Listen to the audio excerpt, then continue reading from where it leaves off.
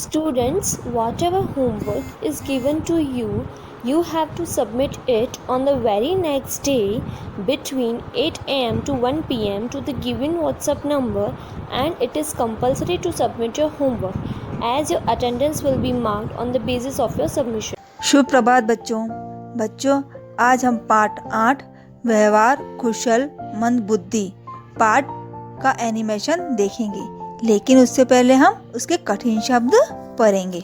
लकड़हारा, लकड़ी काटने वाला, चालाक होशियार, सीधा भोला भाला, मंद बुद्धि कम बुद्धि वाला, स्वादिष्ट बहुत अच्छा खाना, बोना छोटा, अचानक एकदम से किसी चीज का होना, जादुई जादू से भरा हुआ, समझदार सब समझने वाला, उपकार मदद या सहायता, सूर्यास्त सूर्य का डूबना।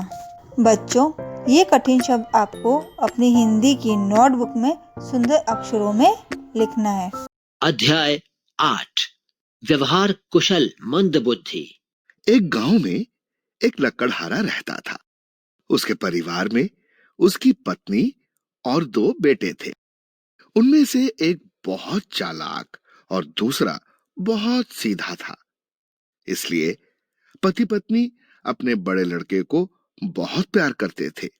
जहां तक छोटे लड़के का सवाल था, उसने उसका नाम मंदबुद्धि रख दिया।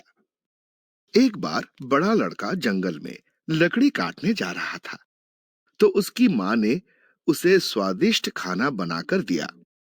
जब दोपहर के भोजन का समय हुआ, तो अचानक कहीं से एक बौना आ गया और उसने कहा, मैं बहुत भूखा हूं, मुझे भी भोजन कराओ, मैं तुम्हारी मदद करूंगा।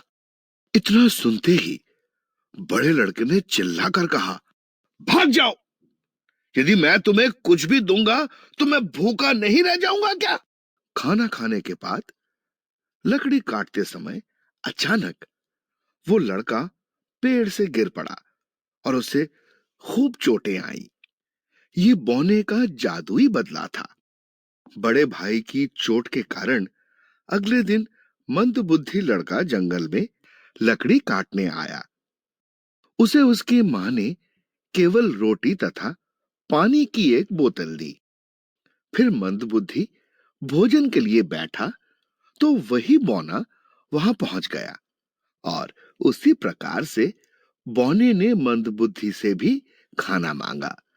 तो मंदबुद्धि ने तुरंत ही अपना भोजन बौने की तरफ बढ़ा दिया। ये देखकर बौने ने कहा, तुम मंदबुद्धि बिल्कुल नहीं हो, तुम तो बहुत समझदार हो। इसलिए जो भी तुमने मुझे दिया, उस उपकार का बदला मैं तुम्हें सोने के रूप में दूंगा। भोजन के पश्चात बौने ने मंदबुद्धि बालक को बहुत से सोने के सिक्के दिए। सूर्यास्त होने पर वो लकड़ी के गट्ठर के साथ लौटा। जब उसने माता पिता को बहुत से सोने के सिक्के दिए और सारी बात बताई, तो वे बहुत प्रसन्न हुए और उसे बहुत प्यार किया। वे समझ चुके थे कि उसको मंद बुद्धि कहना गलत था। अब उसको घर का कोई सदस्य मंदबुद्धि नहीं कहता था। सचमुच वो समझदार बन गया। बच्चों, अगर किसी में थोड़ी बुद्धि कम भी है, तो वो अपने अच्छे व्यवहार से सफलता प्राप्त कर सकता है। जिस व्यक्ति की बुद्धि तेज है मगर व्यवहार कुशल नहीं है, तो वो कभी भी सफलता प्राप्त नहीं कर सकता। समाज में इज्जत नहीं होती है।